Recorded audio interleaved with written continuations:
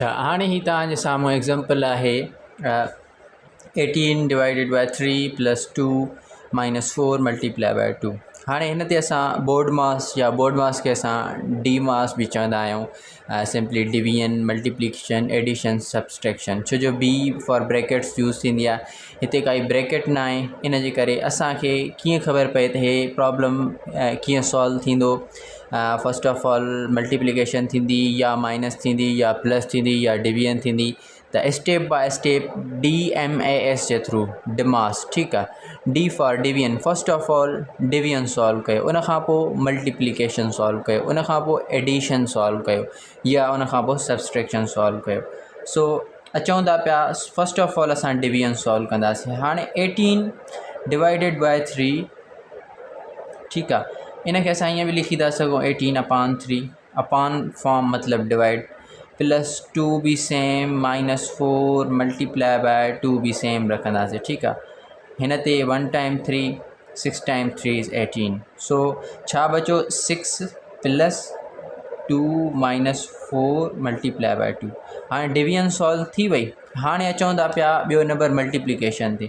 हाणे हिन मल्टीप्लिकेशन कहिड़ी आहे, 4 मल्टीप्लाई बाय 2, 6 सेम रहंदो, plus 2 minus 4 multiply by 2 is 8, ठीकु आहे। हाणे तव्हां जेको आहे हिन खे सिंपली या हिननि ॿिनि खे पाण में ऐड कयो या जेको आहे हिन मां हे माइनस करे तव्हां जेको आहे सब्ट्रैक्ट करे वठो। असां अॻ में ईअं था कयूं, हिननि ॿिन्ही खे पाण में ऐड था कयूं। 6 plus 2 is equal to 8 minus 8, 8 minus 8 छा बचो वञी 0 आंसर, ठीकु आहे। हीअ आहे डिमास या बोर्ड मास जो हिकिड़ो सिंपल एग्ज़ाम्पल। उन खां पोइ असां हिकिड़ो नेक्स्ट एग्ज़ाम्पल हिन जो वठंदासीं जंहिंमें असां जूं ब्रैकेट्स बि हूंदियूं। अचूं था नेक्स्ट एग्ज़ाम्पल जे तरफ़, ठीकु आहे।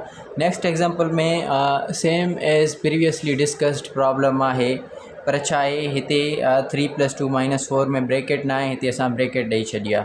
हाणे इन प्रॉब्लम खे कीअं सॉल्व कंदासीं, अचो। फर्स्ट ऑफ ऑल जीअं असां बोर्ड मास रूल पढ़ियोसीं त ब्रैकेट्स पहिरियां सॉल्व कयो, पोइ of division multiplication addition and subtraction. So हिते सभ खां पहिरियां हाणे ब्रैकेट सॉल्व थींदी, पोइ असां डिवीजन जे तरफ़ ईंदासीं, पोइ असां मल्टीप्लिकेशन जे तरफ़ ईंदासीं। सो 18 बि सेम रहंदो, divided by 3 plus 2 5, 5 minus 4 1, 1 multiply by 2, ठीकु आहे। हाणे ही ब्रैकेट सॉल्व थी वई, हिन जो आंसर अची वियो 1। हाणे असांखे छा करिणो, हाणे ब्रैकेट ख़तमु थी वई, हाणे सभ खां पहिरियां डिवीजन, पोइ असांखे मल्टीप्लिकेशन सॉल्व करणी आहे। So 18 for example divided by 1 multiply by 2।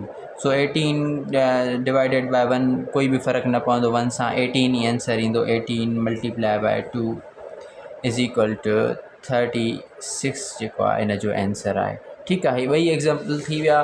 First example में जेको आहे असांखे ब्रैकेट न हुई मिलियल, इन जे करे असां पहिरियां डिवीजन सॉल्व कईसीं, पोइ मल्टीप्लिकेशन, उन खां पोइ एडिशन या सब्ट्रैक्शन जेको आहे इन मां को ख़ासि इशू न आहे, इन्हनि खे असां गॾिजी सॉल्व करे था सघूं। पर जेको ॿियो एग्ज़ाम्पल हुयो, ॿिए एग्ज़ाम्पल में जेको आहे असांखे ब्रैकेट मिलियल हुई, त असांखे डिवीजन सॉल्व न आहे करणी, अॻ में ब्रैकेट, पोइ डिवीजन, पोइ मल्टीप्लिकेशन, उन खां अलावा जेकॾहिं एडिशन या सब्ट्रैक्शन हुजे हा त उहा असां लास्ट में सॉल्व कयूं आहे, ठीकु आहे। Thank U.